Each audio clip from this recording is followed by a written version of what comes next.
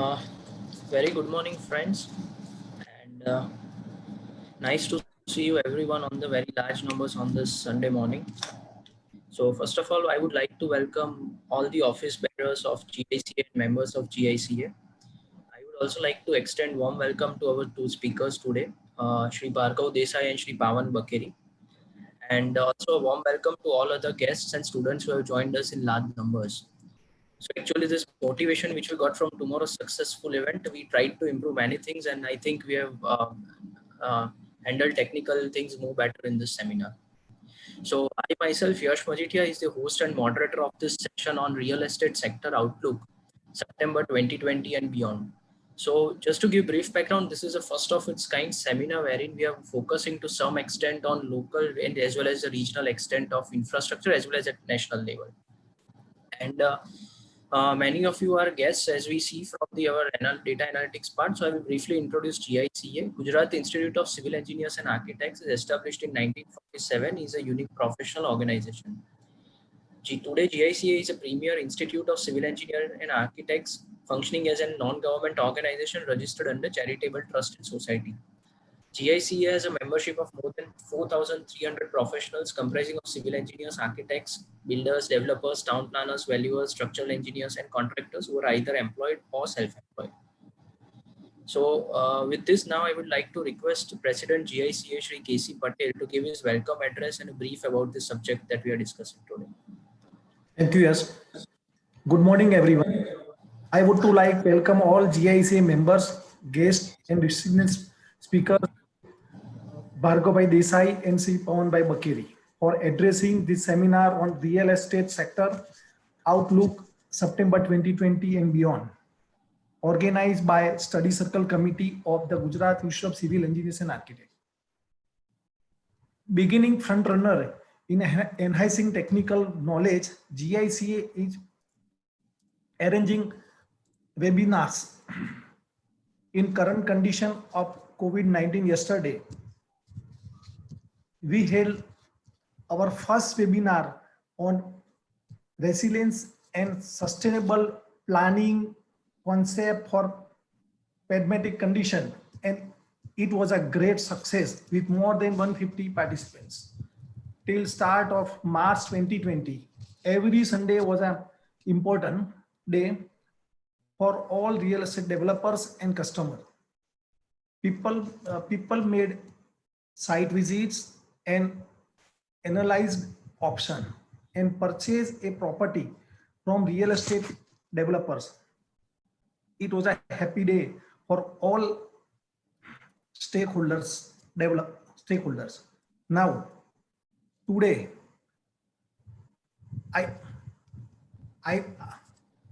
ironizing is well all gathering on very same Sunday to discuss fact of real estate sector going forward,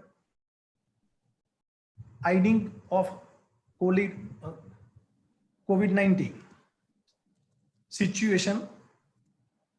Hope this webinar will be a insightful for developers as well as consumer, which will be also help them in decision making process. So now I request Yash Majitia, Chairman, Study Circle Committee, to continue further proceeding. Yes. Yes, sir. Thank you for very kind words and welcome address. So, just a second.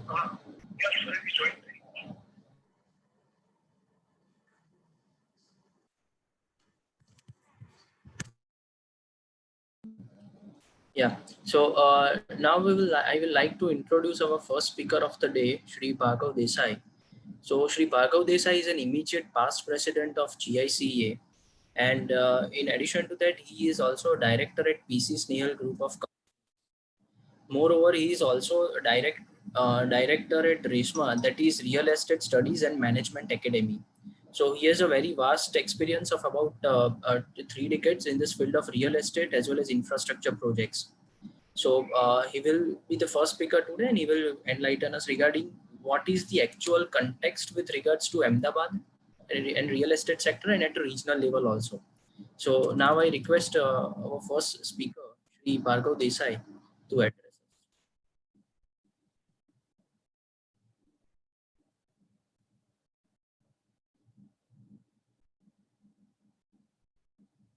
Yes, just a minute. I just want 1 minute before we start. Yeah. Okay. Gujarat institute of civil engineer and આર્કિટેક્ટના પ્રમુખ શ્રી કેસી પટેલ તેમજ તમામ office બેરોએ આ જે initiative લઈ અને વેબિનારના માધ્યમથી જે આ કન્ટિન્યુઅસ એજ્યુકેશનનો પ્રોસેસ શરૂ કર્યો છે એ ખરેખર ખૂબ જ આવકારદાયક છે અને હું ખાસ પ્રેસિડેન્ટ અને તેની ટીમને એ માટે ખાસ અભિનંદન પાઠવું છું. યસ, હવે we can start the seminar.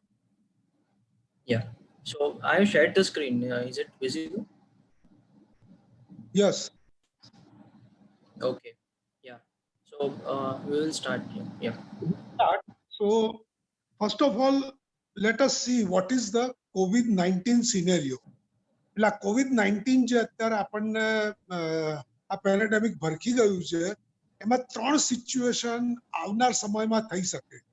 એક સિચ્યુએશન આપણે એવી લઈએ, if we consider most optimistic, in which everything becomes, the situation becomes ease out and normalcy returned by the 31st of May.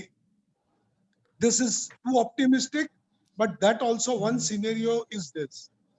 Second, if we consider most pessimistic, that the situation does not become even normal till November 2020. Now, if this happens, God forbidden, આપણે શું એનું કલ્પના બી કરવી બહુ અઘરી છે. આજે એવી કોઈ પરિસ્થિતિ દેખાતી પણ નથી, પણ તો સૌથી નિરાશાજનક કોઈ માણસ હોય તો એ એમ કે મોસ્ટ પેસિમિસ્ટિક સિચ્યુએશન એવી છે કે આ બધું નોર્મલ થતા it will be a Diwali of this 2020.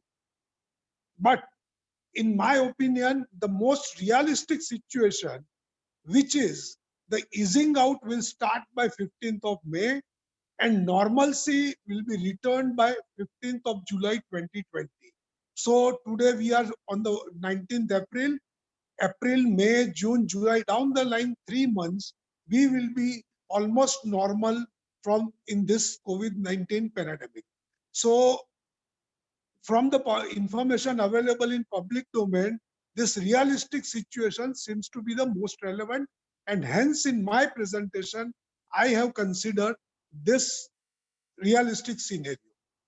Now, let us see what are the negative impacts of this. Yes, please change the slide. Likely negative impacts of COVID-19 as per realistic scenario. What are the negative things? કે શું શું આપણો નકારાત્મક વસ્તુઓ થઈ છે આને લીધે. So the first is, due to this 40 days lockdown, the economy has been adversely affected. Immense loss of precious human lives. Service sectors, especially hospitality, tourism, entertainment, etc., have taken the biggest hit. અત્યારે ટુરિઝમનો main period હતો, વેકેશનનો period આવવાનો હતો, એટલે entertainment ઇન્ડસ્ટ્રીનું જે બધું હતું એ બધું hospitality, this sector has taken the biggest hit. Tourism also includes the aviation and everything. Similarly, there is a humongous loss of man hours in manufacturing, agriculture, and construction due to lockdown and this COVID-19 scenario. The next time. Similarly, the sentiment of the people will be also more conservative due to uncertainties, and hence future expansion plans would be put on hold. જે corporates છે કે જે establishment નજીકના ભવિષ્યમાં થોડું જો expansion કરવાનું કરતા હોય તો અત્યારે because of the sentiments, they would put for the time being, those plans would be put on hold. The interest burden on financial exposures from small establishment to the multinationals during the lockdown period will adversely affect their financial planning. Installment ભરવામાં તો moratorium આપ્યું, but interest is continued. This interest was not considered in the financial planning for financial year 2021. And that burden is additional going to be there. The GDP, which was forecasted earlier 6.5, now it has been forecasted for 2021 as 1.9. Similarly, the government is incurring immense expenditure to fight this coronavirus or COVID-19. Yes, next slide, please. Now, even there will be a reduction in collection of direct and indirect taxes, and central government minimum commitment in GST mechanism. There is a commitment. Even if the GST collection is lesser, the central government has to give so much amount to the state governments. So despite of the lesser direct and indirect taxes, the government will have to take the burden of this, whatever is the collection less scenario. The government expenditure and focus will be shifted to battle for survival. As a COVID-19 pandemic નું જે survival માટેની battle છે, એના ઉપર અત્યારે government નું total focus થઈ ગયું છે. એના માટે જ બધા ખર્ચા થઈ રહ્યા છે. એટલે અત્યારે જે development agenda હતો, એ અત્યારે બાજુ પર મુકાઈ ગયો છે. અને આ pandemic ની જે છે, it has taken over the development agenda.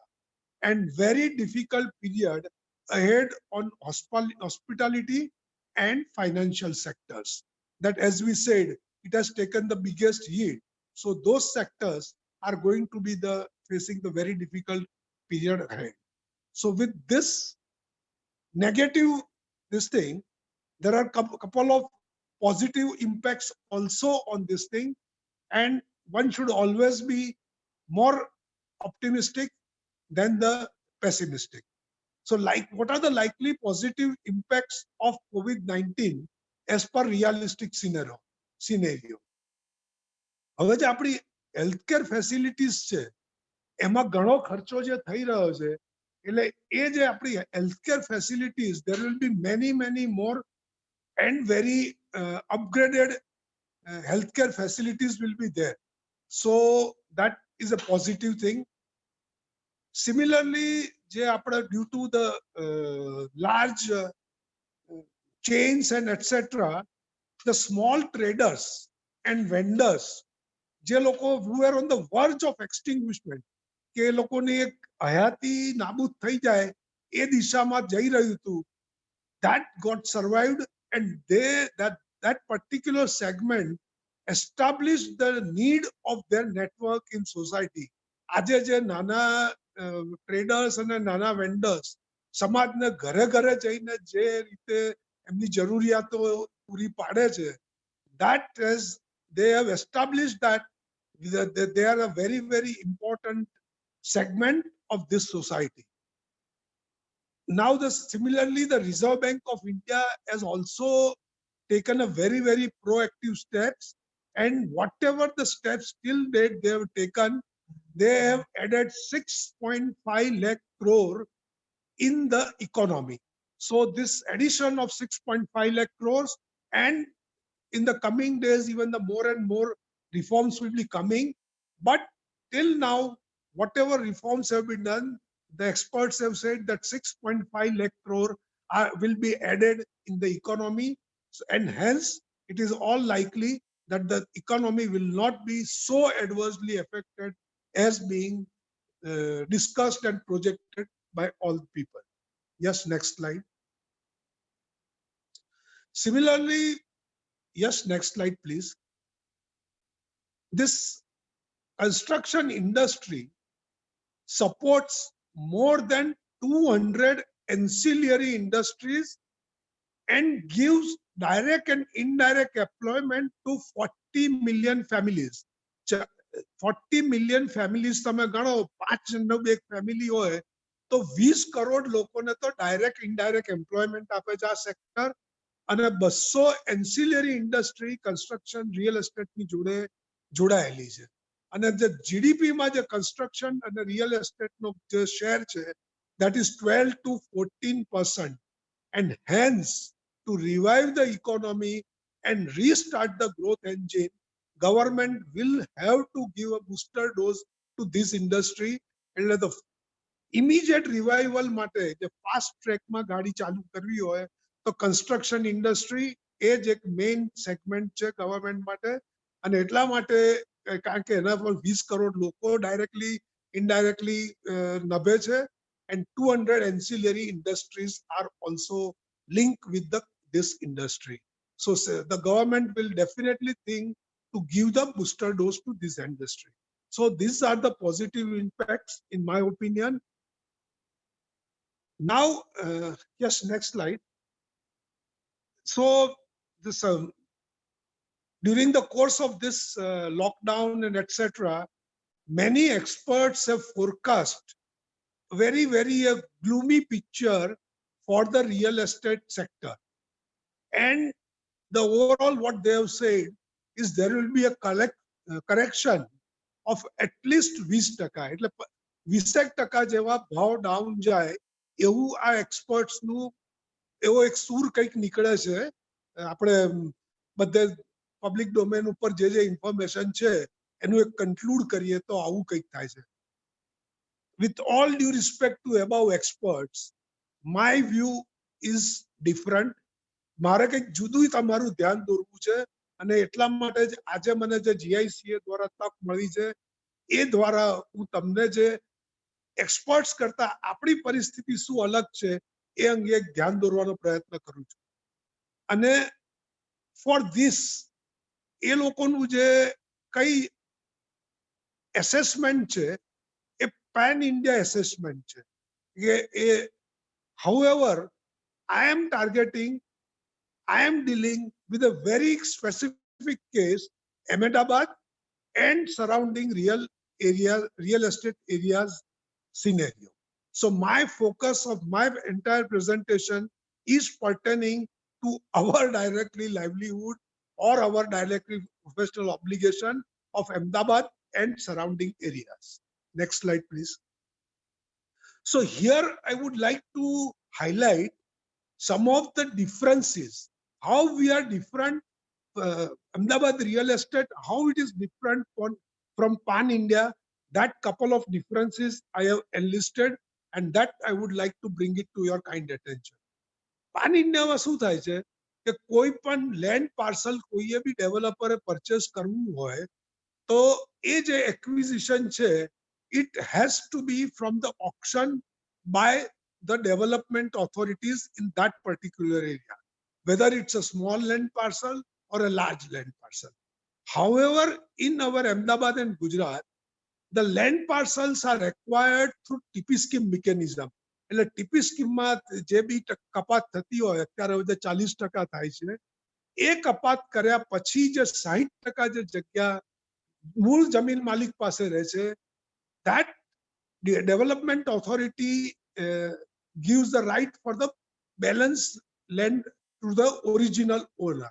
So the original owner becomes the owner of the final plot, and that owner then set a commercial equation with real estate operator. This is a very common equations and common scenario in Ahmedabad real estate. We all know this thing, so I don't need to elaborate this particular aspect. પણ pen ઇન્ડિયામાં પાછું જઈએ તો આ જે ઓક્શનથી land purchase કરવાનું હોય છે એને લીધે they need the working capital to a very large extent, and for that they have to rely on the formal financial resources from various financial institutes, and very few raise financial resources through shareholders. Most of the real estate operators, they acquire the working capital for the initial investment to buy the land parcel from the development authority through the financial banking and financial institute. અને પેલું તમે કહો છો ને પછી રવિવાર હોય કે રજાનો દિવસ હોય કે લોકડાઉન હોય, આનું જે વ્યાજ અને વ્યાજનું મીટર એ કન્ટિન્યુઅસ ચાલુ રહેશે. As against in Ahmedabad, due to above mechanism, real estate operators require relatively lesser working capital and which is sufficient or managed through internal resources. એટલે ડેવલપર ને પોતાના જ ઇનબિલ્ટ જે રિસોર્સિસ હોય છે એ મોસ્ટ ઓફ એ રિસોર્સિસ થી એનું કામ ચાલી જાય છે અને થોડી ઘણી જો સપ્લિમેન્ટરી રિક્વાયરમેન્ટ હોય તો એ ફાઇનાન્શિયલ ઇન્સ્ટિટ્યૂટ પાસેથી લે છે. બાકી મેઇનલી પોતાની વર્કિંગ કેપિટલ પ્રોજેક્ટ કોસ્ટ માટેની એ પોતાના ઇન્ટરનલ રિસોર્સિસ માટે લે છે, કારણ કે આપણે ત્યાં લેન્ડ એક્વાયર કરવાની મિકેનિઝમ અલગ છે. Next slide please. आज मैं कहूँ ए रीते એટલે cost of acquisition is more pan India situation and hence interest burden on the project is also very high. What I mean by cost of acquisition means the investment. Ultimately the cost will be, the project cost will be the same, but to do that project the cost of investment will be very high. Relatively in Ahmedabad cost of acquisition is lesser. એટલે આપણે અહીંયા થોડે ઓછી investment એ જાજુ કામ અથવા મોટો project ની આપણે કરી શકીએ છીએ.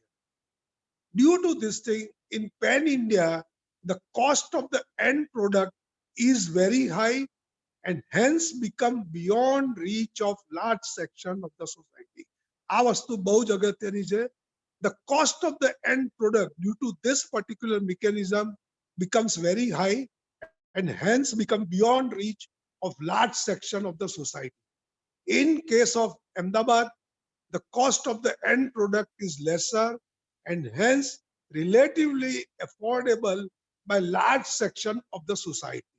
એટલે affordability જે પિરામિડ છે એ affordability pyramid આપણે ત્યાં બહુ જ સારી રીતે મેનેજેબલ હોય છે અને larger section at the bottom of the pyramid can afford the real estate product.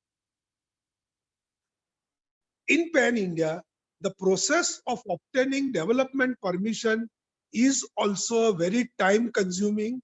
It takes a very long duration to obtain the development permission. The process of development permission is relatively speedier in our Ahmedabad and Gujarat case.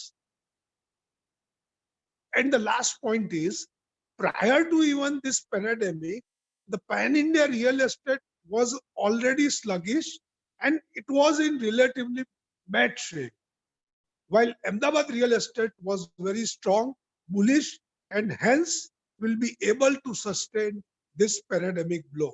So this is the basically the essence of why pan India equation is not applicable in Ahmedabad is due to these reasons. Next slide, please. On account of above striking differences in real estate operations, the same yardsticks of pan India real estate cannot be applied to Ahmedabad real estate sector, and hence we need to analyze Ahmedabad scenario independently. So Ahmedabad scenario has to be equated totally independently, and with above background, now I shall present before you Ahmedabad sectors as per their conventional classification, which is on the use basis. એટલે હવે આપણા અમદાવાદમાં દરેક જે use classification પ્રમાણે આપણા real એસ્ટેટના અલગ અલગ સેગમેન્ટ્સ છે, એમાં દરેક સેગમેન્ટ વાઇઝ શું ઇફેક્ટ થાય એનો એક વર્કઆઉટ કરવાનો પ્રયત્ન કર્યો છે અને મિત્રો એ હું તમારી જોડે શેર કરું છું. Now first I will take retail land, retail and large showrooms. એટલે આપણે મોલ અને મલ્ટીપ્લેક્સ અને જે મોટા મોટા શોરૂમ છે એની આપણે વાત કરીએ. This sector is likely to get maximum hit due to following reason. One, due to lockdown. એટલે even the lockdown started from the 25th March, these malls and multiplexes were closed much before that. So that those lockdown is for a longer period. And even on 3rd May, if the lockdown is open, this particular segment will not be opened till even the situation become quite close to the normalcy. So there is a very, very long period of lockdown for this segment. And further, the sentiments and social distancing concept by the people would avoid to visit these malls and would prefer online ordering. આપણે હવે અત્યારે જોઈએ છે કે લોકો online વધારે ખરીદશે rather than going to the mall or search large showrooms. ત્રીજી વસ્તુ એ છે કે most of these places are on lease basis, and so if the operative cost turns out to be very high compared to earnings, the operators would reduce their occupied spaces.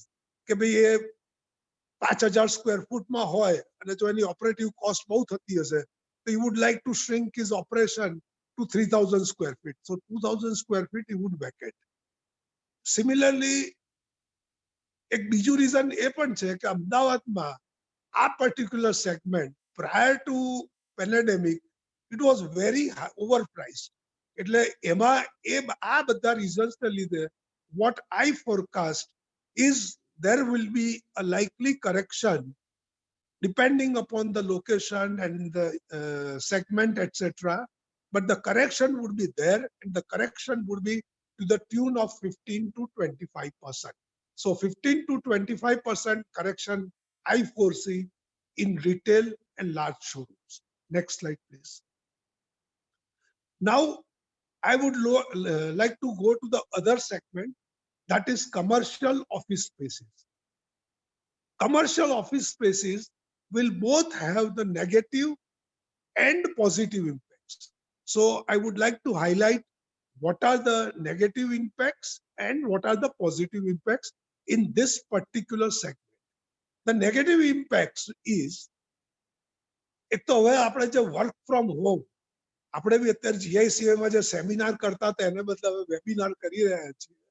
એવી જ રીતે office સ્પેસમાંથી પણ આપણે ઘણું જોઈએ છે કે work from home કલ્ચરનું એક સિનેરિયો ડેવલપ થાય છે.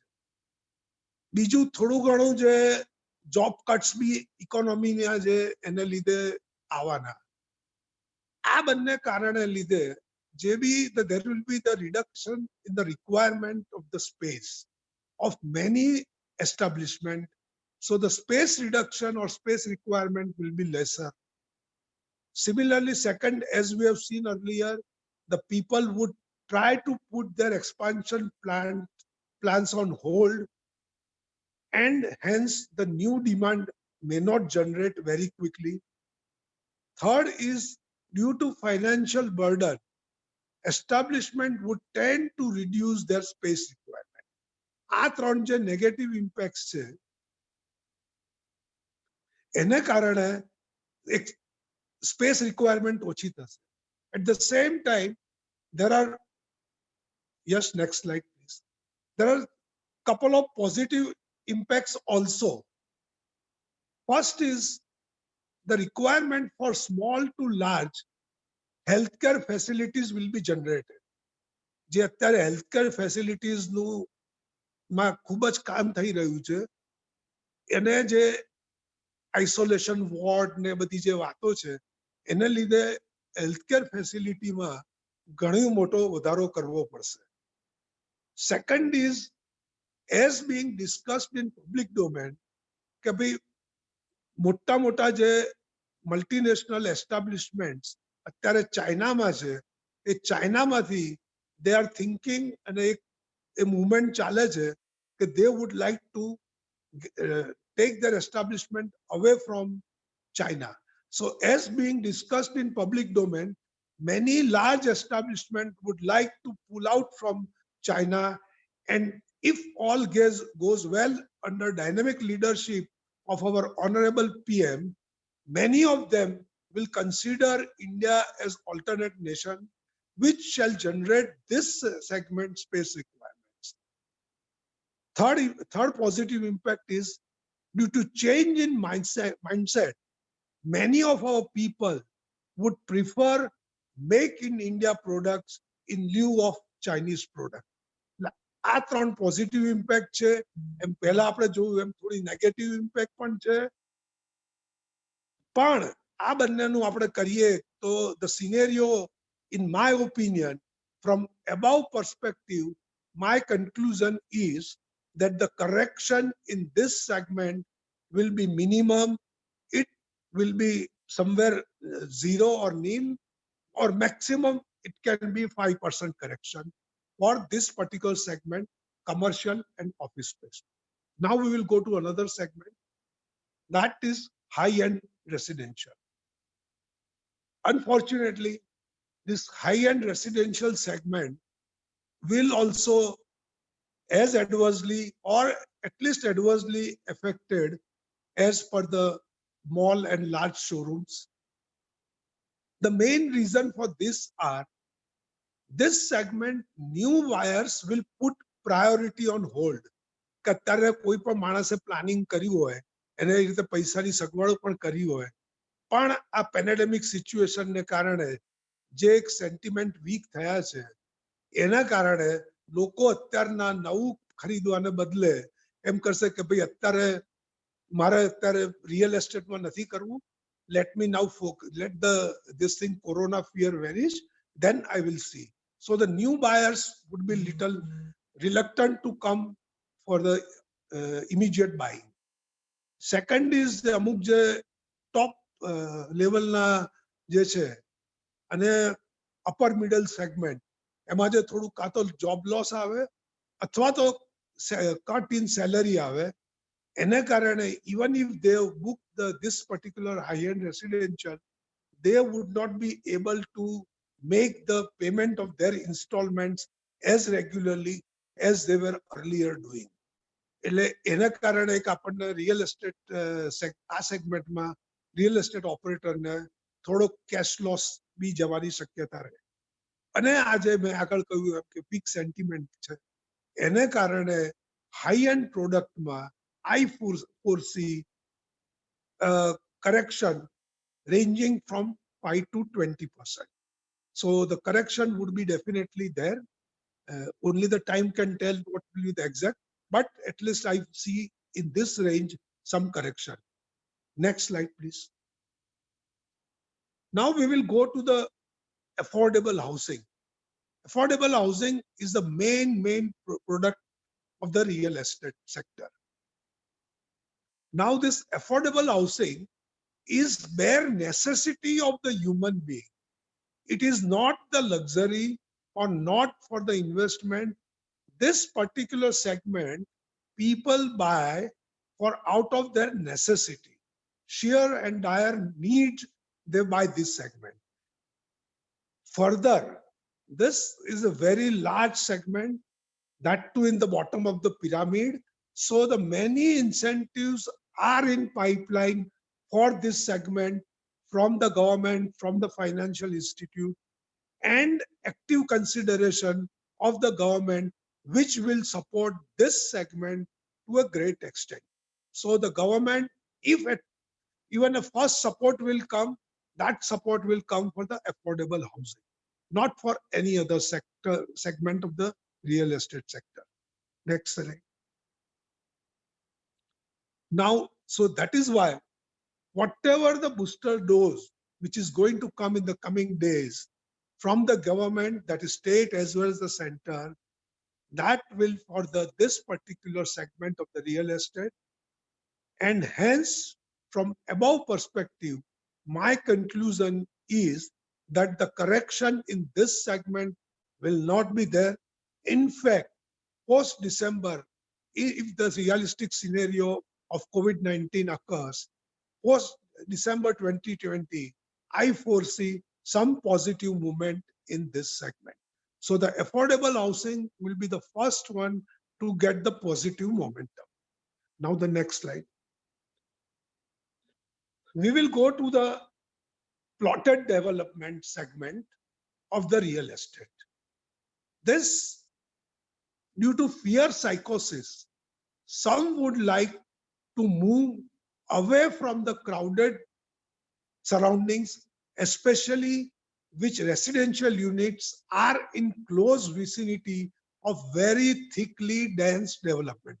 एकदम thickly dense development હોય, આપણે કહેવાય કે ઝૂંપડપટ્ટી હોય અને કહેવાય એકદમ બહુ જ high density development હોય, એની આજુબાજુના even the MIG કે HIG જે segment હોય, એ segment ના લોકો they would like to get migrate due to the fear psychosis.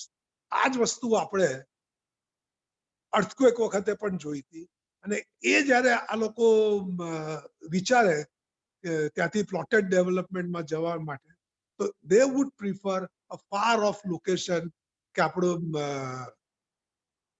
જે ઔડા લિમિટની બી બહાર હોય કે કડી હોય, સાણંદ હોય, બગોદરા હોય, એ બધી જગ્યાએ depending upon their proximity to the livelihood, they would like to shift over there. So this would give some booster dose to the small plotted development. અને અમદાવાદ અને સરાઉન્ડિંગ એરિયામાં છેલ્લા ઘણા વખતથી જે દૂરના લોકેશનમાં આ એક પર્ટિક્યુલર સેગમેન્ટમાં the prices were very affordable. એટલે આ જે અત્યારનો એનું સેગમેન્ટમાં પ્રાઇસીસ એફોર્ડેબલ છે તો immediately even those it can cater the need of the people who would like to migrate to the far distance. So on account of above reasons, the prices are not likely to fall, but the demand, it may increase marginally from 0 to 10% in coming days. Next slide, please. Now I will deal with the last segment, which is the land market. You see, the land markets in Ahmedabad and surrounding scenario, this particularly segment is mainly held by 4 types of people.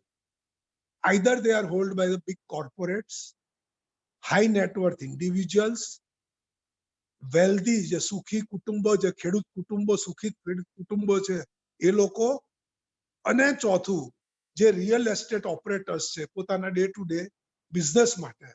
એટલે આ 4 લોકો, corporates હોય, high net worth individuals હોય, સુખી સંપન્ન ખેડૂતો હોય અને રિયલ એસ્ટેટ ઓપરેટરો, આ 4 જણા મેઇનલી આ લેન્ડ માર્કેટમાં ડીલ કરતા હોય છે. Now in coming days the real estate operator, કંઈક એને પૈસાની તાત્કાલિક આવશ્યકતા હોય, આપણે જેવી રીતે આગળ વાત થઈ કે કેશ ફ્લો અમુક ના આવતો હોય બુકિંગમાંથી નાતે, so the real estate operator for the immediate need of the liquidity, they might do some distress sell, but other 3 categories will not do any distress sell. એટલે ટૂંકમાં બાકીના જે 3 કેટેગરી છે એ લોકોએ તો જે ભાવ છે, જે ભાવ જોયેલો છે એ ભાવના ઓછા ભાવમાં તો વેચવાનું એ ક્યારેય વિચાર નહીં.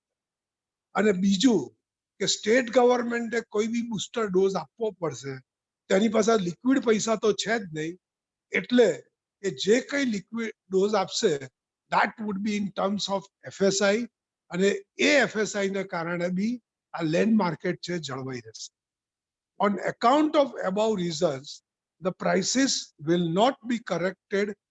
There might not be a new transaction in near future.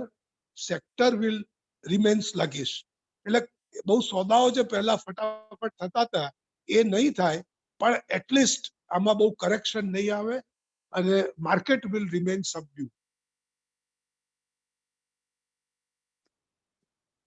હવે જે આપણે આમાંથી આજે પરિસ્થિતિમાંથી બહાર નીકળવા માટે આપણે ગવર્મેન્ટ પાસેથી, સેન્ટ્રલ અને સ્ટેટ ગવર્મેન્ટ અને ફાઇનાન્શિયલ ઇન્સ્ટિટ્યૂટ પાસેથી શું આપણે અપેક્ષાઓ રાખી શકીએ એના થોડાક સજેશન્સ મેં વર્કઆઉટ કર્યા છે, which I would like to share with you. એટલે જે સેન્ટ્રલ ગવર્મેન્ટના ઇનિશિયેટિવ્સ છે, સેન્ટ્રલ ગવર્મેન્ટના ઇનિશિયેટિવ્સ છે એમાં એફોર્ડેબલ સેગમેન્ટ માટે એક તો ઇન્કમ ટેક્સ રિલેક્સેશન અને GST relief, these two can be considered for the affordable segment. પછી જે સ્ટેચ્યુટરી લાયબિલિટીઝ છે રિયલ એસ્ટેટ ઓપરેટરની, એ સ્ટેચ્યુટરી લાયબિલિટીઝમાં થોડું ફુલ્લી અથવા પાર્શિયલ રિલેક્સેશન મળે. Sorry, I am taking little later time, I will be just winding up. બીજું કે એક જે અત્યારે રિયલ એસ્ટેટ ઓપરેટર મેક્સિમમ જે એમ્પ્લોયમેન્ટ જનરેટ કરે છે, આપણે જોયું કે 20 કરોડ લોકોને એ ડાયરેક્ટ કે ઇનડાયરેક્ટ એમ્પ્લોયમેન્ટ આપે છે. એને જે એમ્પ્લોયરને એમ્પ્લોયમેન્ટ માટેની કોઈ બી એક સ્પેશિયલ ઇન્સેન્ટિવ હોવું જોઈએ. આ એક ખાસું ડિસ્કશન માગી લે છે, પણ આ એક વિચાર છે કે જે રિયલ એસ્ટેટ ઓપરેટર એમ્પ્લોયમેન્ટ જે આપે છે એના માટે એને કોઈક રીતનો ઇન્સેન્ટિવ મળવો જોઈએ. અને આ મોરેટોરિયમ પીરિયડમાં જે ઇન્ટરેસ્ટ છે એમાં કંઈક ને કંઈક રિલીફ આપવું જોઈએ. બધું વેવ કરે તો સૌથી સારું, પણ કંઈક રિલીફ તો આપવી જ જોઈએ. હવે સ્ટેટ ગવર્મેન્ટ શું કરી શકે આપણે એની વાત કરીએ. જે અત્યારે જે ડેવલપમેન્ટ પાઇપલાઇનમાં છે, એટલે એ ડેવલપમેન્ટની જે પરમિશનની પ્રોસેસ છે, રેરા હોય કે એન્વાયરમેન્ટ હોય, અધર જે બી બીજી હોય, એને સાયમલ્ટેનિયસલી કોઈ પણ રીતે ચાલે. એટલે ટૂંકમાં જે ડેવલપમેન્ટ પરમિશનનો ટાઈમ પીરિયડ છે મિનિમાઇઝ થાય. ફર્સ્ટ સેલ માટે જે સ્ટેમ્પ ડ્યુટી છે એનું વેવર કરવું જોઈએ. અને એફોર્ડેબલ સેગમેન્ટમાં અને આ જે સ્ટેમ્પ ડ્યુટી છે એટલીસ્ટ 2 વર્ષ માટે એ વેવર કરવી જોઈએ ફર્સ્ટ પરચેઝમાં. પહેલા આપણને ખબર છે થોડા વર્ષો પહેલા કે ફર્સ્ટ પરચેઝમાં ક્યારેય સ્ટેમ્પ ડ્યુટી લાગતી નહોતી. અને બીજું કે જે એફોર્ડેબલ સેગમેન્ટ અને જે લોકો 4 વર્ષમાં પ્રોજેક્ટ પૂરો કરી દે એ લોકોને એક એફએસઆઈ એડિશનલનો ઇન્સેન્ટિવ આપવો જોઈએ. આ સ્ટેટ ગવર્મેન્ટ માટેના સજેશન છે. આવા થોડાક ફાઇનાન્શિયલ ઇન્સ્ટિટ્યુશન માટેના છે કે એ લોકોએ જો હોમ લોન બાયર્સ હોય એને થોડો ઇન્ટરેસ્ટ રેટ ઘટવો જોઈએ. અત્યારે ઓલરેડી ઘણું સારો એટ્રેક્ટિવ ઇન્ટરેસ્ટ રેટ છે, પણ એમાં બી કંઈક રિલીફ આપી શકાતી હોય તો આપવી જોઈએ. બીજું, રિયલ એસ્ટેટ ઓપરેટરને વર્કિંગ કેપિટલ માટેનું જે વધારેનું ફંડ ફાળવવું જોઈએ. અને આ આખા જ સેક્ટર માટે જે બી એલોકેશન ઓફ ફંડ્સ હોય છે એમાં વધારો કરવો જોઈએ.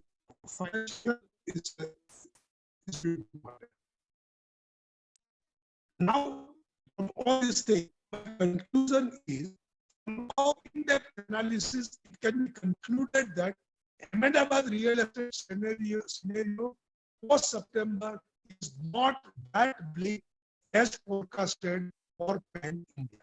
એટલે આપણા માટે કોઈ એટલું બધું ડરવાની કે ચિંતા કરવાનો વિષય નથી. હા, આપણી કન્સર્ન એ છે કે the real estate operator will have to generate additional financial resources to complete their present projects, as collection is like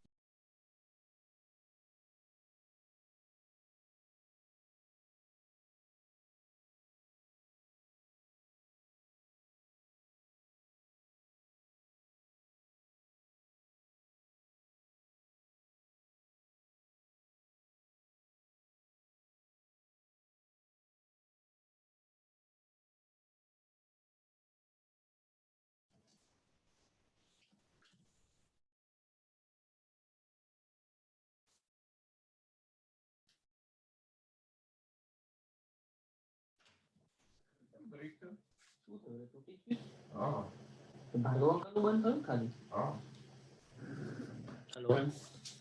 There seems to be some issue in connection with Sri Bhargav Desai. So maybe he was on a concluding slide. So maybe we will try to fetch him again in some short time. So till then, now let us try to ask Shri Pawan Bakeri for his address. So Shri Pawan Bakeri, sir, are you there? Yes. Yes, I am Yeah. there. So just before you start, I would like to give you a brief intro to our audience. So Mr. Pawan Bakeri is currently a managing director of Bakeri Group. And by qualification, he has done master's graduate in engineering from MIT, USA. And his research dealt with structural application of polymer composite in field of aeronautics. So it was a bit diverse thing that he has done. And he has over 2 decades of experience in construction and real estate development in India.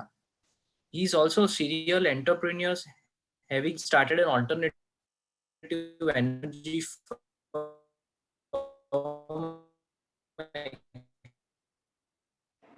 exploring wind and solar energy, which developed a voice recognition technologies in early days of these technologies. He is also a co-founder of Ideal Choice Homes, a company engaged in design and development of precast concrete solutions. He has also co-founded a technology-based venture called Z-Axis Unmanned Machines, which is engaged in manufacturing of drones for civilian and military use. Cloud computing company FX Data Labs, and Artemis Cast Stone engaged in manufacturing of various types of elements, including building elements. involving an IP-based process. Patent is pending using Corridust. And he is also recently nominated to receive one of France's highest civilian honors, Order National du Mérite by the President of France for promoting collaborations between France and India in the field of art and culture. And currently is also president of the Alliance Française d'Ahmedabad, India, part of 1100 cities worldwide network supported by government of France, engaged in promoting artistic, linguistic, and cultural collaborations with exchange between France and host countries. So he's also a founding member as well as member and president of various other such organizations. So the list is too long, so I will not take much time. And now I will request Shri Pawan Bhai Bakeri to give his address. Thank you, Yash, very much for that introduction. And also thank you very much, Gesia, for having given me this opportunity for this interaction today. We are living in very, very different times, times that none of us in our lifetimes and perhaps even in our parents' lifetimes have not been, experienced, have not experienced. So I thank you, Bhargavi, for that wonderful, comprehensive landscape that you painted of the real estate scenario, the current scenario as well as the prediction of what it is going to be. And so I will kind of cut short those parts of my presentation and not touch those because they've been very well covered. What I will try to cover in this presentation would be the overall scenario of the world economy, business confidence, and other such things which affect an economy. And since real estate cannot be isolated from the global economy, from the national economy, and from the state economy, and from other industries, I will focus on those aspects of my presentation. Yes, Yash, we could move forward. So everything has changed. We are living in a surreal world. Everything has changed in a matter of weeks instead of years. There's no time to process all that is being thrown at us by the media, by hearsay, by social media, and there's much less, to prepare for it. So much less time to prepare for it. Also, there is no plan for the next phase because no one knows what the next phase is. And so we need to make up plans as we go along. And our leaders are also making plans as they go along because they have also no clue of this pandemic. The world's best brains have no clue of this pandemic. And so right now we have several models, mathematical models, which are floating around as to how this thing is going to pan out, but they're all flawed. But because they are flawed and there's no perfect model and no one knows which is a perfect model and which of these flawed models is a better model, we need to start somewhere. And that's what our leaders are doing. Next, please. Yes, Yash, we could go forward. So right now, all of us are peering into the void of the great unknown. As I said, none of us has experienced this. No nation has experienced this. The world hasn't experienced this in the last 100 years. So we are going to be facing, and we are facing conditions that were not there even when we had the Second World War, which had so many nations involved, when we had the global depression of the 1930s, and we had the recent financial meltdown of 2008 to 2010. Nothing like this has ever existed because this has touched each and every nation on the planet, and it will touch each and every nation on the planet.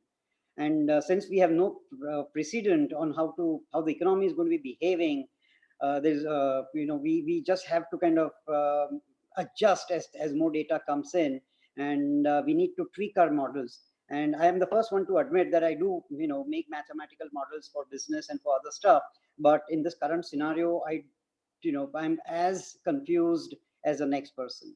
So having put that in a framework, let's move forward. Yes, Yash, yeah.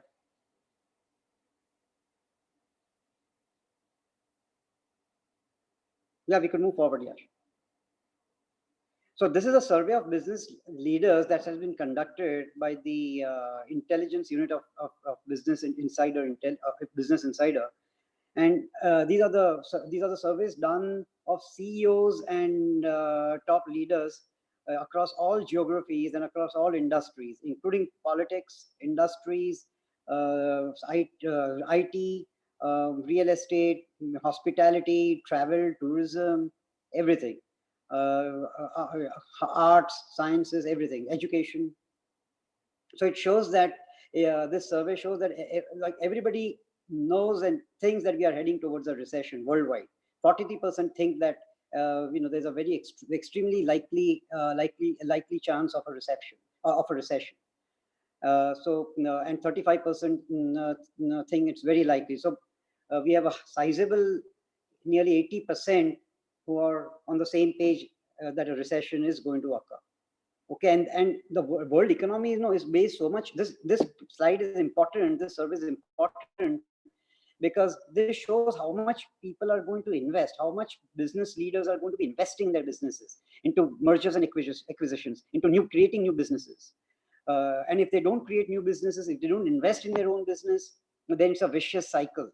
So, and if they don't, if this vicious cycle continues, then also it's going to have an impact on employment. People are going to be laid off. And as we all know, people who are getting laid off or who get laid off or who don't have confidence about their future existence in a particular job, they are not going to be buyers of anything, cars, any high-end purchase, cars, real estate, anything. Yes, Yash. So this is again from the same survey. The business leaders are also very worried that the shocks will develop due to quarantine and social distancing will drive down consumption as a result. And so there's also around 80% to think that the quarantine effects will have an impact and there'll be reduced consumption. We have around 45% who think that this is going to happen in each case.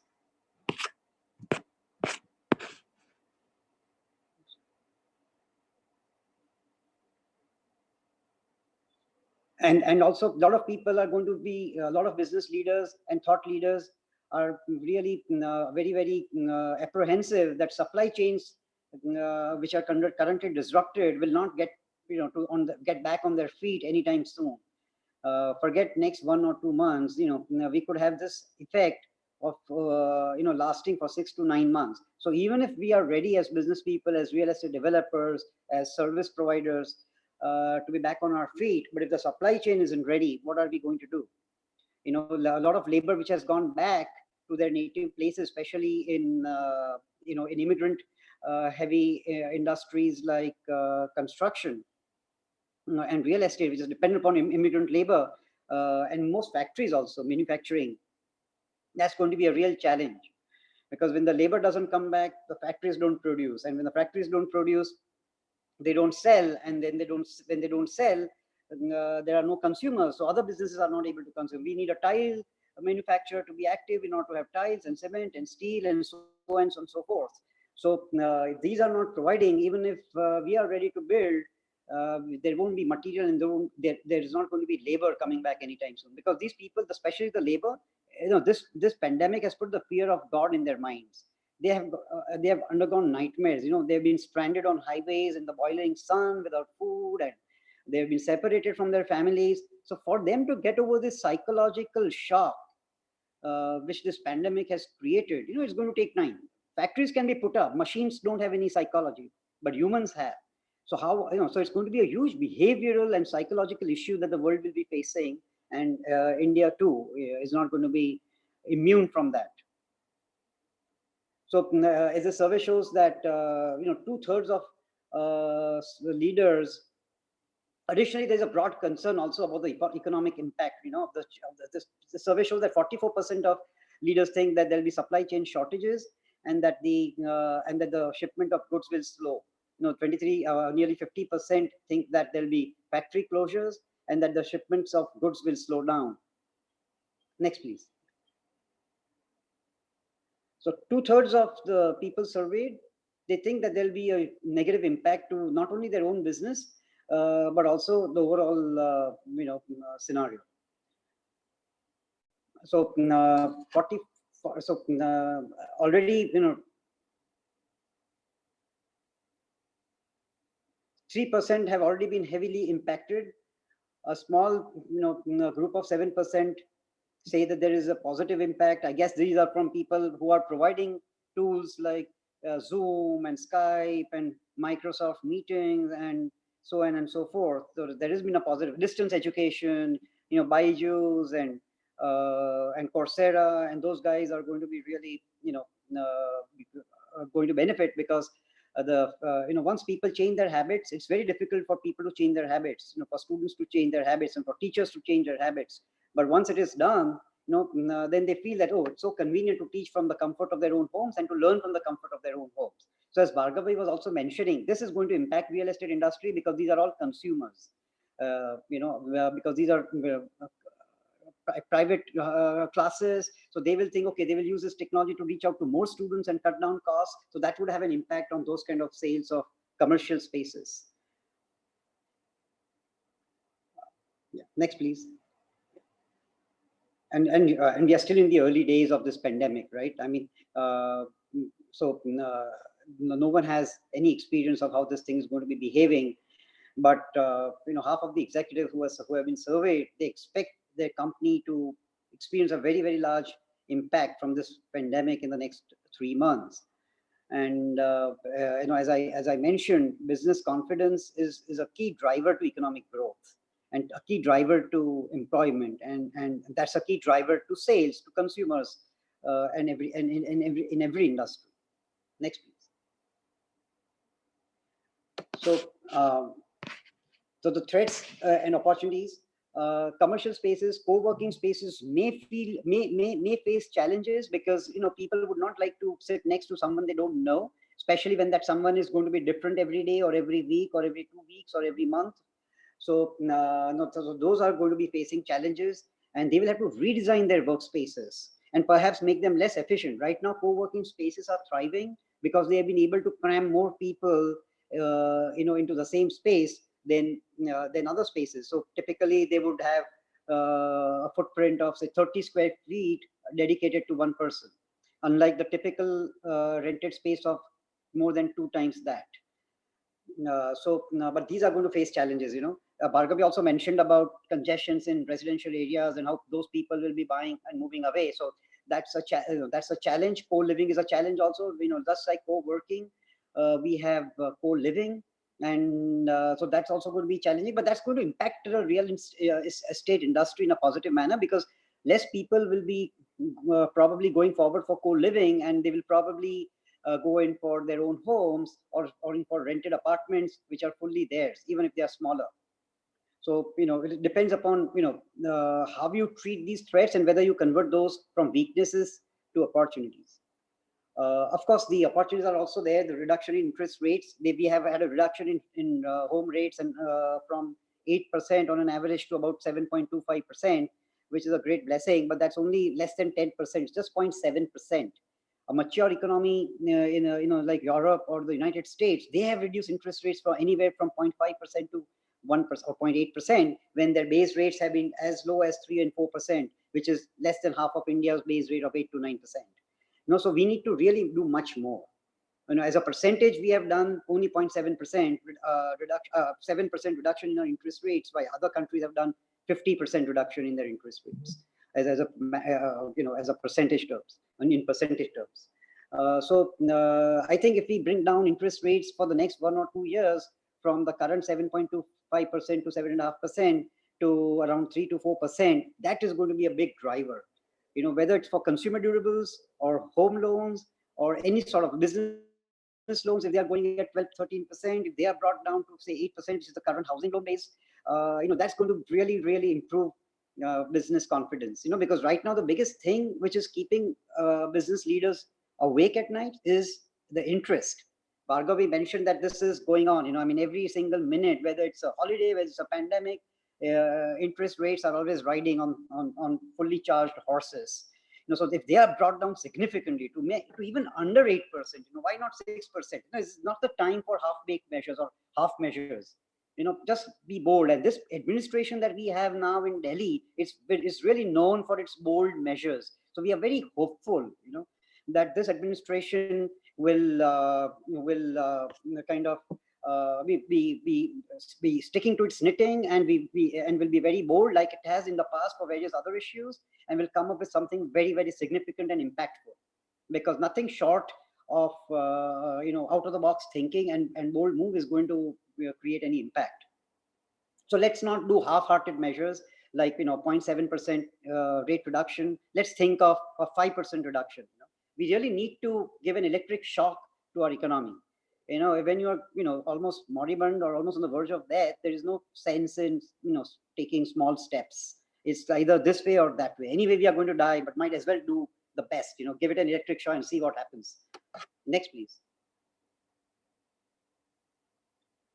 Of course, the central bank has taken measures like asset reclassification. Initially, when there was a 90 days moratorium for payment of loans. If you could not pay loans within 90 days, there was a moratorium.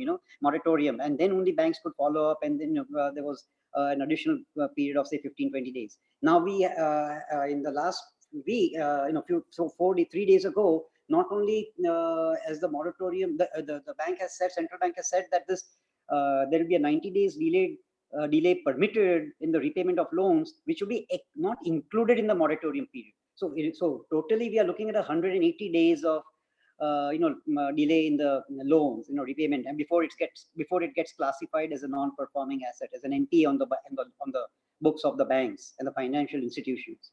So this is a great help.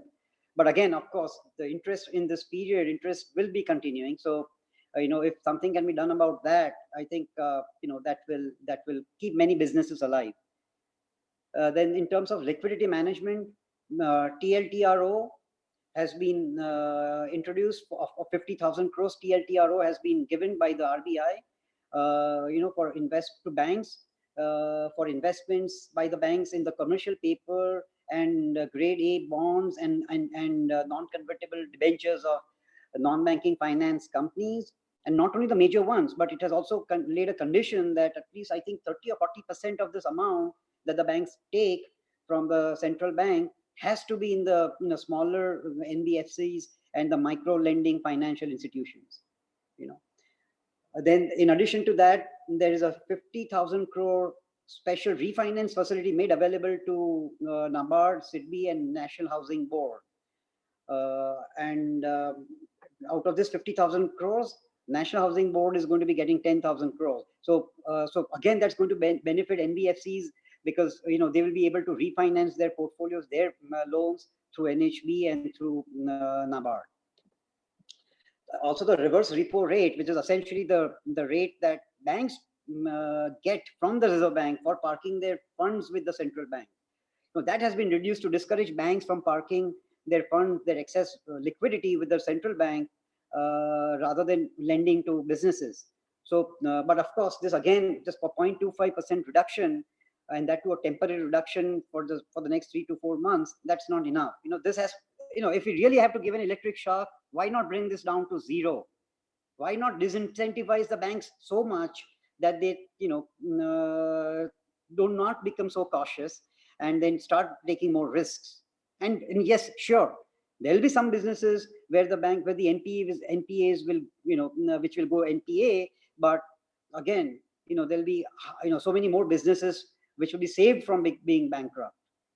So again, the other thing is which has been done is the liquid coverage ratio of the banks has been reduced from 100% to 80%. So this will increase the liquidity on the part of the banks, and so they can give more loans.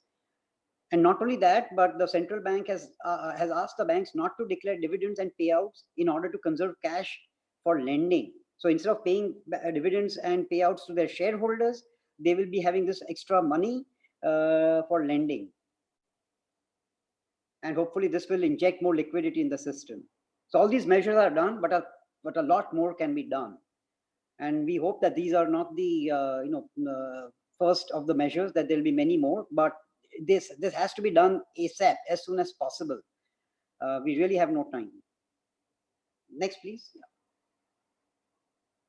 The strategy going forward for any business, but for real estate especially, is that yes, we have to be tentative because we just don't know how consumer behavior is going to be affected, how the global economy is going to be affected, how manufacturing is going to be affected, how demand is going to be affected, how employment is going to be affected, and all of these have a big impact on real estate because these are all consumers. The important thing is that we have to keep adjusting as more clarity comes in, as more incentives come in, as more measures are introduced by the government, whether the state government or the central government, and by the central bank. And of course, we need to change our attitudes that we really should not let this kind of uncertainty paralyze us. Because there's no past crisis which has sunk the world irrevocably. Whether we talk of the First World War, the Second World War, the Great Depression of the 1930s, the several recessions which have followed, the one in 1987, the one of the dot-com bust of 2000, 2001, 2002, and 2008, 2009, 2010, the financial meltdown. The world has always bounced back, and because that's our nature. Humans are by nature very, very optimistic. So, but the good thing of this is that hopefully the environment, our physical environment, our planet will get a big boost. It's a big plus for the environment, hopefully, because it will introduce behavioral changes and will grow to a more need-based world and a less speculative world. And when there's less speculation, it's also good because we have price stability. So it's good for planning. Right now, real estate, we cannot plan because we don't know whether the land rates are going to go up or down, or whether the selling rates are going to go up and down. And that's very, very bad for business when there's so much of uncertainty and speculation. So I think overall, if you have to do a mathematical calculation, it's a net plus for all sectors, including the real sector, and most important for our environment as well.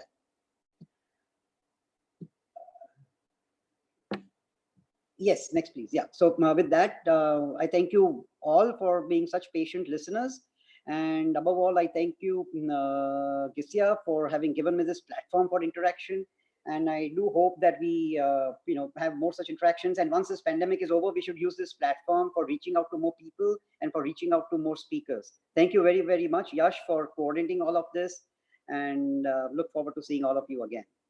And I think now we have time for question and answers. I think Bhargav is there, and he and I can probably, take these questions from the listeners. Yeah, if any questions are there, we are ready. Yeah. So Bhargav, you will need to unmute your sound. Have you?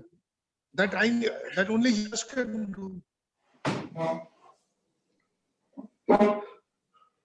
Has he left, Bhargav?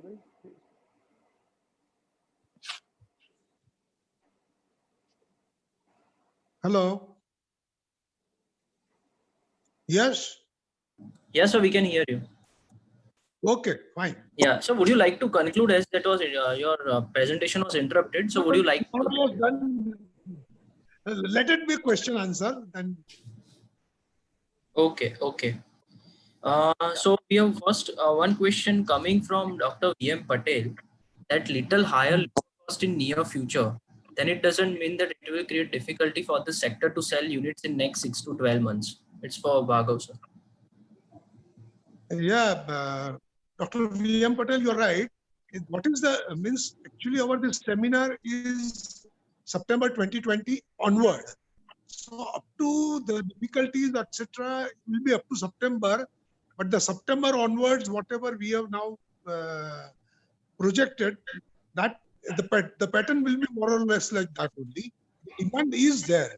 It's not that the demand has become zero, but due to sentiment, it will get little delayed.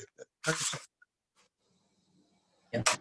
So we have another question coming from Saibal Das Gupta, that as we are well aware that COVID has targeted mainly densely populated areas, hence will redevelopment projects be more viable in near future as people in these areas are more likely to go for such decisions? And should government also focus more in this area of construction industry? So maybe Pawan sir can address this question. Yes, sure. I think right now people who are living in smaller homes in older societies, and they are, they probably don't have the financial muscle to buy lower homes in the same locality. These societies will certainly, come forward, especially where there is still a lot of FSI left to be consumed, and which are, not having height restrictions. So it's a big gain for those, and we'll see more such traction, because as Bhargav pointed out, the biggest outgo for real estate developers across India has been the interest cost on their land acquisitions, right? So housing redevelopment, of course the margins are very slim, but at least the risk is also commensurately less because there is less initial outgo in the land. So now we have one more question for Bhargav Desai, that majority of businesses are impacted during this COVID-19 and they may not be on regular track before 6 to 12 months if real estate does not reduce the price because of purchase land prices a little higher and labor cost in near future will be also be high, then it doesn't mean that it will create great difficulty for the sector to sell units in coming next 6 to 12 months. Yes, yes, sure. Can you repeat the question? I could not hear. So, yeah, so question was with regards to reduction in price rate, viability for reduction in price rate of the properties, because the prices of the lands at which they were purchased were also higher, and moreover the labor cost will also be higher going forward. So how does that ends meet in this case? So basis on that only, these two equation, prices are always governed by the demand and supply ratio. That's a basic principle of the economy. So on that basis only, for the various segments, what will be the effect, that I would try to analyze. So if the presentation, that was the focus area, that in this particular segment, the correction or the will be so much. In affordable housing, there will not be any correction. In land market, there will not be correction. But in the retail, some commercial spaces, and the high-end houses, residential houses, there will be a correction. So that is what is the situation will be. Yeah. So one question for Pawan sir. Those who have already booked in down payment before lockdown, so what will be the case with them? Well, I think this is a force majeure situation, and I'm sure RERA has also considered a little extension in the project duration, but it will have to be on a case-to-case basis. That's certainly a situation of concern. We do hope projects and this pandemic kind of gets resolved soon, so those projects and the customers who have bought in those projects don't lose out on a home that they have been looking forward to, or don't lose out on the office space that they've been but this is a question that only time will tell. There's no magic bullet, there's no magic wand, there's no crystal ball for answering that.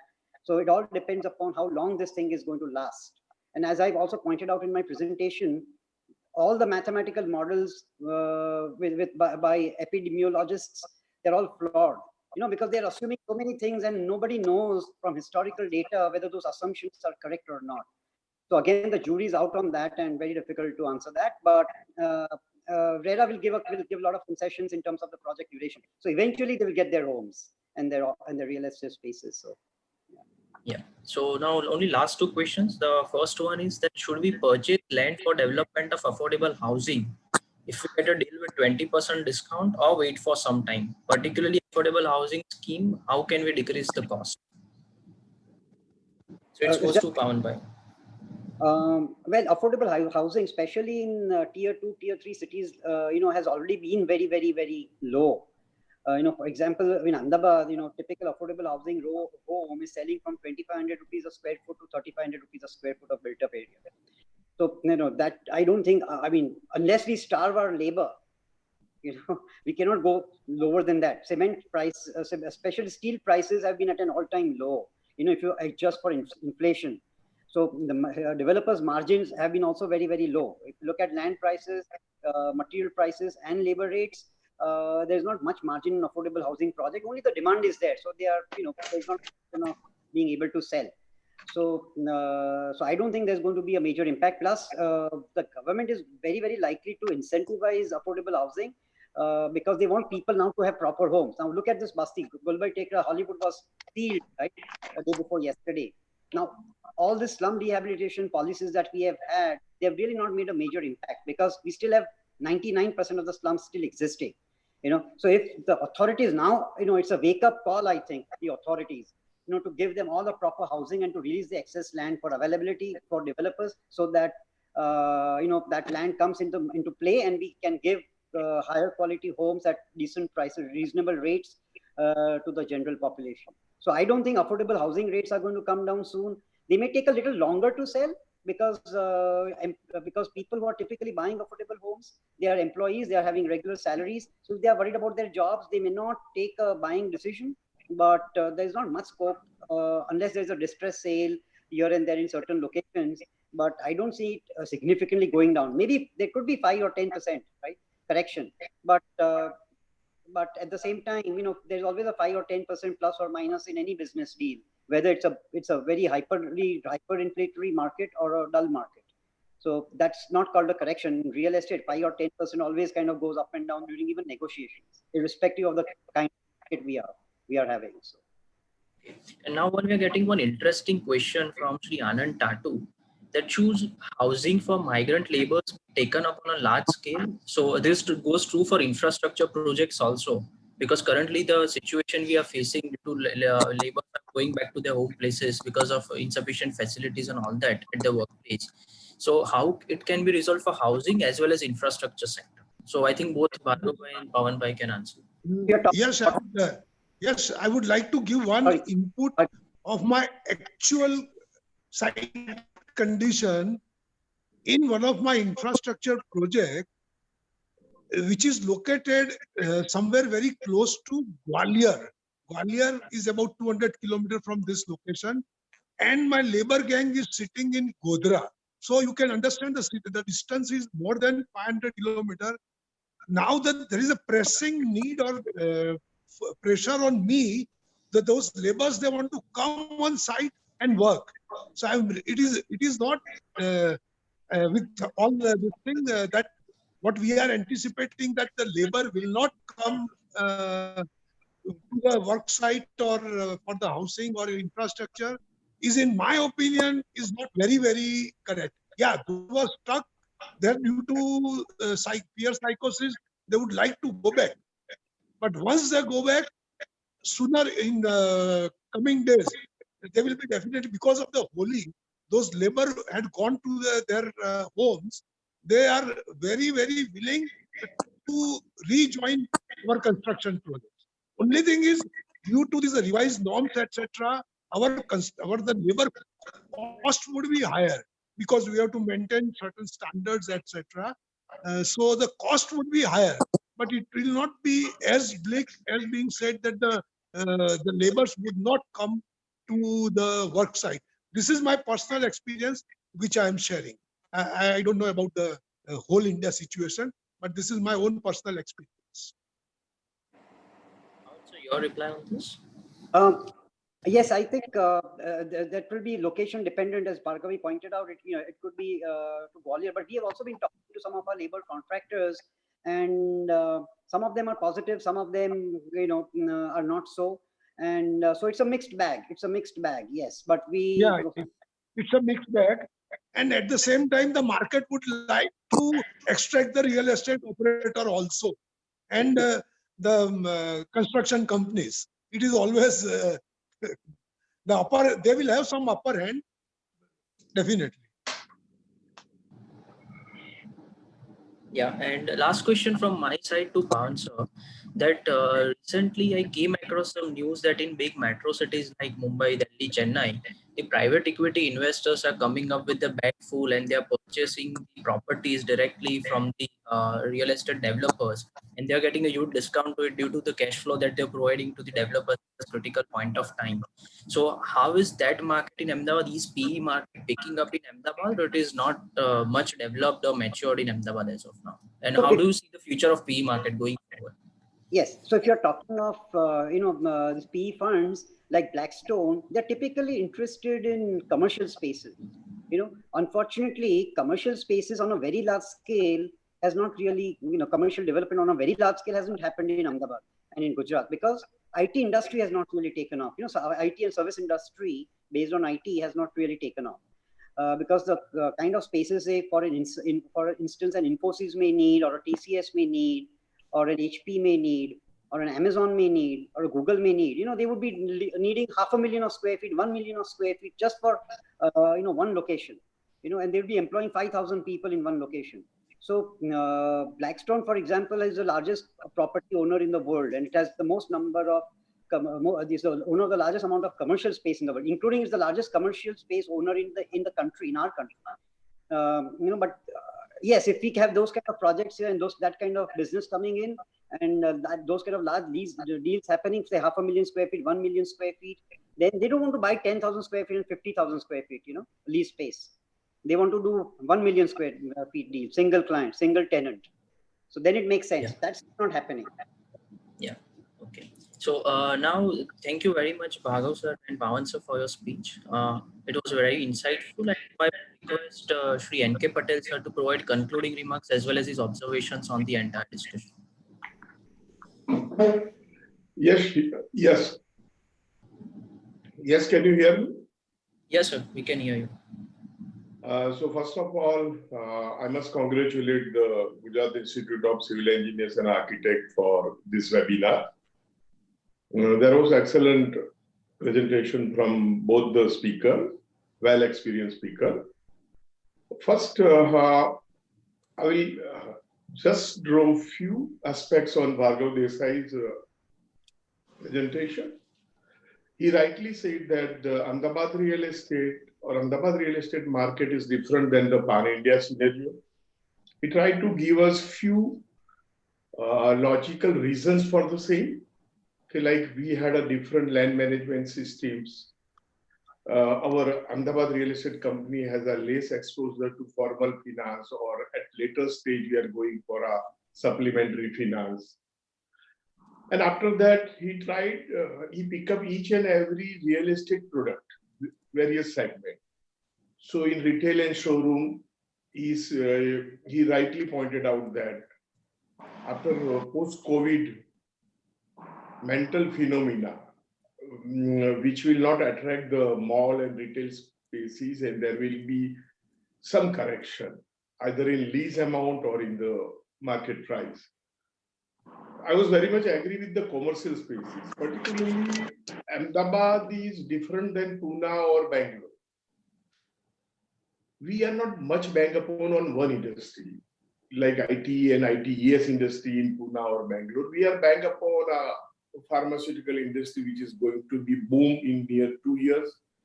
We had few service industries, financial sector industries, small and medium scale manufacturing units hobbies. So in that case, commercial hobbies right now may or may not hit. I'm agree with the high-end residential, there should be a correction. And for the plotted development, he rightly said that after 2001, there was a psychological change in a customer. 2001 earthquake. So similar may happen, and the affordable few clients, it will not be a more in quantity, but few may opt for a plotted development. He talked about the few relaxations is required. That was a probable scenario of particularly Ahmedabad local market in September 2020. In Mr. Pawan's address, first thing, he rightly pointed out that the real estate industry or Ahmedabad real estate industry is also a part of Indian economy, right? And right now there are various flowed models which are giving us various models how the economy will go and how it may happen, it may not happen. Secondly, he also talked about the various surveys of the business leaders. Are they ready for the investment? They are thinking that if there is a no buyer in an immediate post-COVID scenario, if consumption is reduced, if supply chain is disturbed, if there is a when and how the labor will come back. So this whole various aspect will affect the mood of a business leader or an investor. So that is a little early right now to point out what will be the exact real estate scenario right now. He also pointed out that after post-COVID, like co-working place and co-living space, there are going to be a change. So it will have a positive or a negative impact, both the things. But finally, in the later part of presentation, he nicely said about the what is the RBI intervention. And he tried to compare the interest rate of 8 to 9% in Indian finance and what is the prevailing rate in other developed nations, either Europe or USA. He definitely agreed that there is a 7.25% home loan interest rate, and due to that, there may be after few times some inquiry in an affordable segment. But what about the interest rate to the businessman, real estate company? I will just tell you one small example. Because suppose there is a payment FSI, one has to pay while sanctioning from the local body, either AUDA or AMC or any other body. And if you ask for installment, they are charging 18% interest on a monthly basis. 18%, 1/8. So particularly the real estate company are facing very, very high interest rate. So when we are talking that the supply chain is going to be disrupted with uncertainty of labor and mindset of the people. So he rightly point out that the reverse repo rate has been reduced from 4 to 3.7%. In developed country, only 1% is a repo rate, a reverse repo rate. What happened generally? In last September, there was one stimulus given to real estate industry, around 30-40,000 crore. So Reserve Bank has given that money to various nationalized banks. But nationalized bank doesn't have a tempo to give it to the real estate industry. So 90% of that package has been parked back to the Reserve Bank of India with the reverse repo rate. So instead of 3.75 or 7.5% reverse repo rate, there is a huge requirement of reducing nearly half or a 1%. So at present, when the scenario has rightly pointed out that what will happen, we don't know much. Various flow model, we cannot say which is going to be a right flow model. So as a real estate industry, strategy, adjust according to the things, is a core sentence.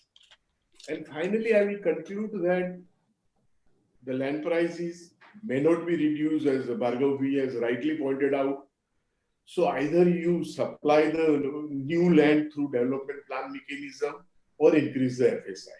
Then and then the land prices. Right now, land component, if 100% cost, land is a 55% of component. Construction is around 25%, 5% is the government and other charges, and around 15% is a gross profit, including the interest rate. So in this scenario, this is a case of Ahmedabad or most of Tier 2, Tier 3 cities. So I will suggest when TP approval, RERA, environmental clearance, plan approval, non-agricultural permission, and miscellaneous permission, if you count all that things, it is more than 220 days. So interest loss, the cost, delay is a cost. So the government immediately do two things. Just a one window clearance where any project can approve within 45 days. And second thing, the power has said rightly, electric shock has to be given. Otherwise, our situation is going to be worsened, but this shock may prove positive. That's all. Yes, thank you. Yeah. So thank you very much for your insights. And now we'll request Shri Kamlesh Modi to deliver a vote of thanks. Thank you. Yes. Secretary GIC. Thank you very much. Yes. Can Yes. you hear me? Yes, sir, we can hear you. Thank you very much. Yes. On behalf of GIC, I am thankful to today's speakers, Sri Bhargav Desai and Sri Pawan Bakeri for sharing their views, and also Sri N.K. Patel sir for his concluding remarks. I am thankful to Sri Yash Majetia for arranging this, coordinating this excellent webinar. Lastly, I am also thankful to all participants for joining in this webinar. Thank you. One more announcement. Any member who can wish to share his expertise in different subjects by webinar can contact Yash Majetia or President Sri K.C. Patel. Thank you. Thank you very much. Yeah, thank you, Yes, sir. you have done a very good work. Yeah, Yeah, thank you, thank- sir. And so one more announcement. Yeah, one more announcement in continuation to the ongoing webinar series. GICA is organizing next webinar on disaster and urban management. And speakers will be Professor Manvita Baradi and Dr. Vatsal Patel. It is scheduled on 22nd April, Wednesday, 6 p.m. So we request you all to be there in large numbers. Thank you. Very, very good subject. Very good subject. Yes. Thank you. Yeah. Have Yes, a good sir. day to all. Thank you. Yeah. Have a nice day. Stay home, stay safe, stay healthy. Yes.